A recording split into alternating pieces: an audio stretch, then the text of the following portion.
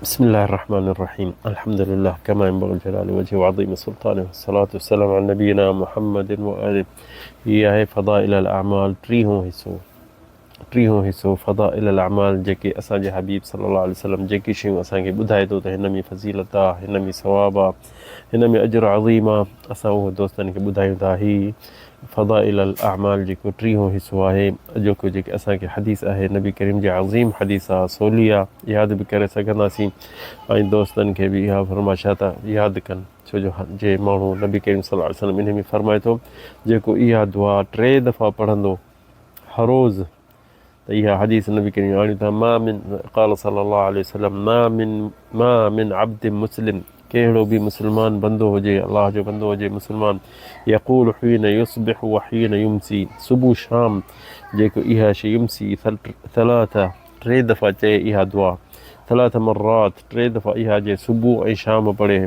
कहिड़ी इहा दुआ या रसूलल्लाह? रदीतु बिल्लाहि रब्बन, मां राज़ी आहियां त अलाह मुंहिंजो ख़ालिक मालिक आहे, व बिल इस्लाम दीनन, ऐं इस्लाम मूंखे क़बूल आहे त मुंहिंजे लाइ दीन आहे, व बि मुहम्मदिन सल्लल्लाहु अलैहि वसल्लम नबी आहे, ऐं मुहम्मद पैगम्बर आहे, असांजो नबी ख़ातिमुन नबी आहे, इल्ला कान हक़्क़न अला अल्लाह अन युर्दियहु यौमल क़ियामह। इहा हदीस नबी करीम सल्लल्लाहु अलैहि वसल्लम एसि ताईं चए थो त जे इहे 3 दफ़ा सुबुह पढ़ी 3 दफ़ा शाम जो पढ़ी त अलाह से उन खे राज़ी कंदो क़यामत जे ॾींहुं।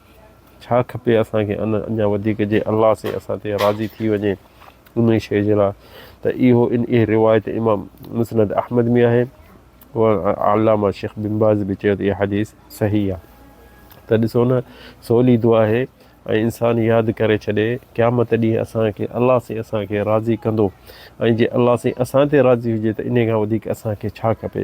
हदीस इहा जेकी आहे दुआ कहिड़ी आहे?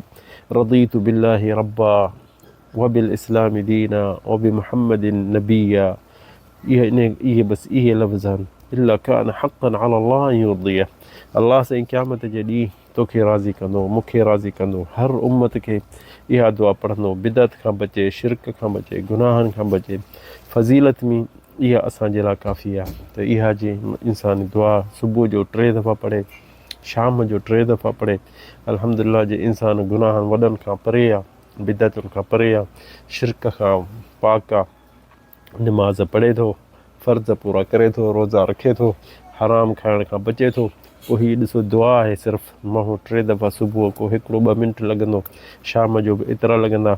जे इहा न इंसानु 3 दफ़ा पढ़ी छॾे सुबुह शाम त हुन खां केतिरो टाइम वठंदो? कुझु कोन। असांजो नबी करीम असांखे छो थियो अहिड़ियूं भलियूं भलियूं शयूं सवलियूं सवलियूं असांखे ॿुधाए त छो ख़बर अथसि मुंहिंजी उम्मती जीअं पोयों ज़मानो ईंदो त हर शइ हुननि जे लाइ ॾुखी थी वेंदी, हुननि जे लाइ हर दीन ते मुआमिलो ॾाढो ॾुखियो थी वेंदो, हराम खाइणु सवलो थी वेंदो, हराम बुछड़ाइनि जो सवलाई, हलाल ॾे ॾुखियाई। त इहे शयूं असांखे ॾुखाए। ॾिसो न अॼुकल्ह जेको हराम ॾे वञे थो, बुछड़ियुनि कमनि ॾे वञे थो त उहो सवलो आहे, ऐं जे हलाल जे शादी करणु चाहींदो, हिकिड़ी या 2 या 3, इहे त नाला ई कोन थो वठी सघनि माण्हू। हिकिड़ी रुॻो शादी करे त पोइ हुनखे घरु खपे, महर खपे, वरी अलाए छा छा फरमाइशूं हूंदसि, पैसा खपनि, हे खपनि, वॾे ख़र्चनि में पइजी वेंदो। त इंसानु चवंदो त बुछड़ाई बि सवलियूं आहिनि। त इहो ॾिसो न, इहो अॼुकल्ह जेको माण्हू बैंकुनि में पैसा रखे थो उन्हनि खे व्याज कीअं सवलो थो मिले, पर जे बिज़नेस कंदो हलाल कमाइण जो ॾाढो ॾुखियो।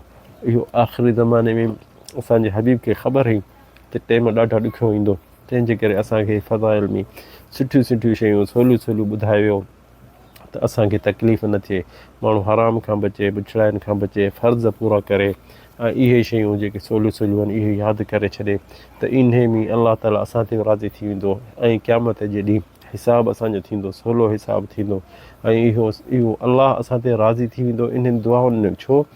इहे असांजो हिकिड़ो कलमो आहे। जीअं कलमे खां पोइ इहा शइ इंसानु चवंदो न, रदीतु बिल्लाहि रब्बा व बिल इस्लाम दीना व बि मुहम्मदिन सल्लल्लाहु अलैहि वसल्लम नबी व रसूला, मूंखे मां इन शइ ते राज़ी आहियां, अलाह मुंहिंजो मालिक ख़ालिक आहे, दीन मुंहिंजो इस्लाम आहे, ऐं असांजो नबी मुहम्मद सल्लल्लाहु अलैहि वसल्लम। असां इंसानु क़ब्र में बि सुम्हंदो इहो ई सुवालु थींदी, पहिरियां अचे मलाइका तोखे जेके ईंदे क़ब्र में इहे सुवाल तोखां पुछंदा त इन्हनि शयुनि जो जे दुनिया में तूं हर रोज़ु सुबुह 3 दफ़ा चवंदे, शाम जो 3 दफ़ा चवंदे त तोखे छा यादि कोन थींदो?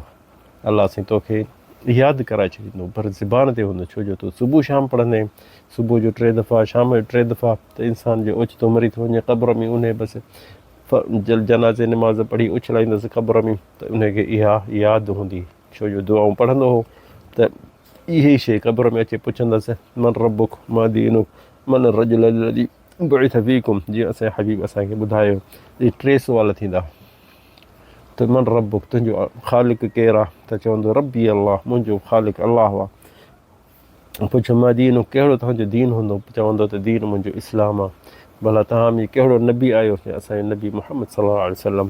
त हीअ दुआऊं जेके, हीअ दुआ जेकी असांखे नबी करीम सेखारियो, रदीतु बिल्लाहि रब्ब व बिल इस्लाम दीन व मुहम्मद सल्लल्लाहु अलैहि वसल्लम नबी आहे, त इहे ई सुवाल असांखे उते क़ब्र में थी वेंदो। जे न इंसानु सुबुह शाम 3 दफ़ा चवंदो, छा ख़्यालु आहे विसरंदो?